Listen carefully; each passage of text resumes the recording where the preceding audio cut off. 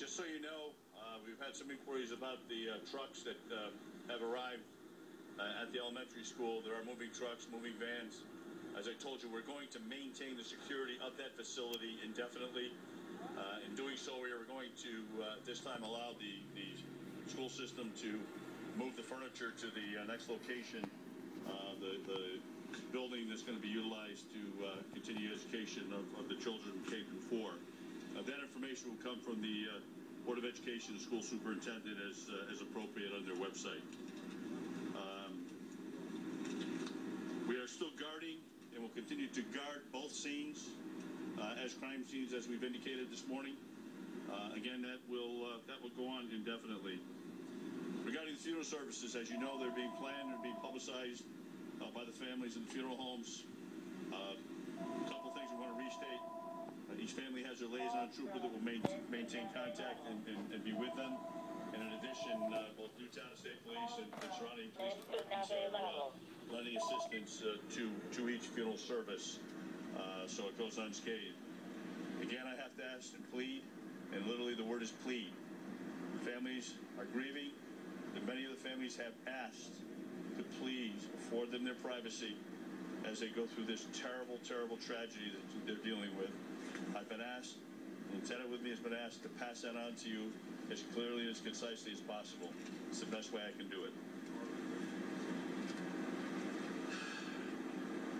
This time I can take a couple questions. We'll see if we can clear up anything. Then I'm going to speak a little bit about our future get-togethers.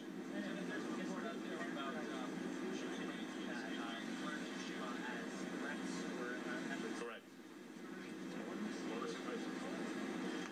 You're going to ask me a hard question, and I'm trying to recall. There were 2 phone calls. The question was about the threats. There were 2 threats of violence. We can just simply say they came in 2 separate phone calls against the same facility, which was the church, the Catholic church in town. 2 telephone calls were received. Again, as I stated before, those are criminal acts.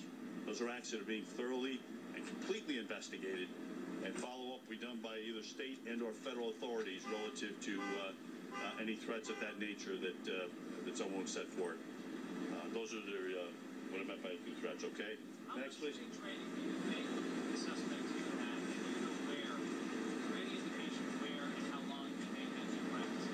Well, certainly, you know, and I can't even begin to speculate. We just simply don't have that information to provide to you.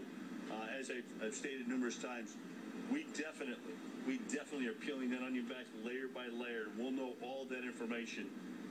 And believe me when I tell you, there's a team that are working on just that, working with ATF and other federal authorities, state authorities, and local authorities to make sure that no stone is left unturned regarding that specific training, sir. Yes, sir. The hard drive of the computer, so that's making it difficult to recover anything like that. So I didn't indicate what evidence has been seized at any location. I don't know where that information came from, but we did seize significant evidence at the residence. We are analyzing and will analyze, and it's a very painstaking process in forensic science. It's going to take some time to do that. We don't discuss evidence, sir. I'm sorry. We do not discuss evidence, its content, or detail what it is. Yes, sir.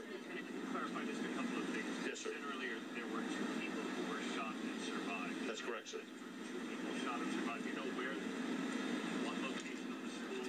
I can't. The question was there were 2 people that were wounded in this and did survive, 2 adults. That is correct. They were wounded in the lower extremities. I do not know the location in the school. I cannot answer that question. All right, we're listening to Lieutenant Paul Vance, Connecticut State Police, updating us, talking there about a couple of threats of violence to a Catholic church, reiterating those are criminal acts. So we'll follow up on that. Continue to monitor the press conference. Have more after the break. Stay with us. Do we have specific?